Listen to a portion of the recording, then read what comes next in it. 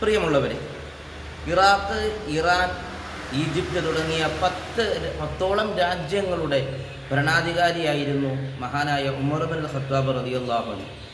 തൻ്റെ ഭരണത്തിന് കീഴിൽ ദരിദ്രർ ഉണ്ടാകാൻ പാടില്ല എന്ന് അത്യധികം ആഗ്രഹിക്കുകയും അതിനായി പ്രവർത്തിക്കുകയും ചെയ്തവരാണ് അവർ.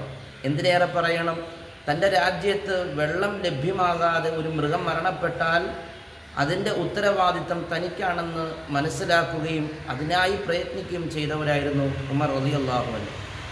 തൻ്റെ ഭരണത്തിന് കീഴിൽ തൻ്റെ ജനത സന്തുഷ്ടരാണോ എന്ന് മനസ്സിലാക്കാനും അവരുടെ ക്ഷേമവും അവരുടെ ബുദ്ധിമുട്ടുകളും തിരിച്ചറിയുന്നതിന് വേണ്ടിയും രഹസ്യമായി സഞ്ചാരം വരെ നടത്തുന്നവരായിരുന്നു ഉമർ ഇബ്നുൽ ഖത്താബ് റളിയല്ലാഹു അൻഹു. എന്തിനാണ് ഇതിവിടെ പറഞ്ഞത്?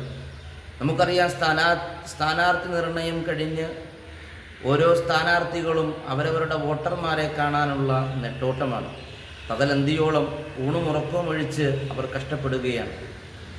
ജനങ്ങളുമായി കുശലാന്വേഷണങ്ങൾ നടത്തുന്നു, സുഖവിവരങ്ങൾ തിരക്കുന്നു, അവരെ കെട്ടിപ്പിടിക്കുന്നു, അവസാനം അവരോടായി വോട്ട് അഭ്യർത്ഥന നടത്തുകയും ചെയ്യുന്നു. സംഭവം നല്ലത് തന്നെയാണ്.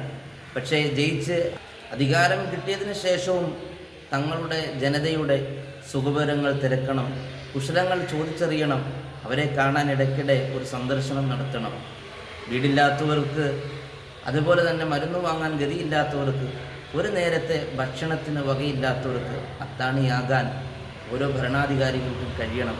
അവനവൻ്റെ സ്വന്തം താല്പര്യങ്ങൾക്ക് വേണ്ടി ആകരുത് അധികാരം, മറിച്ച് തന്നെ അധികാരിയാക്കിയ, തനിക്ക് വോട്ട് നൽകിയ ജനങ്ങളുടെയും നാടിൻ്റെയും ഉന്നമനത്തിന് വേണ്ടി ആകണം ഓരോ ഭരണാധികാരിയും പ്രയത്നിക്കേണ്ടത്.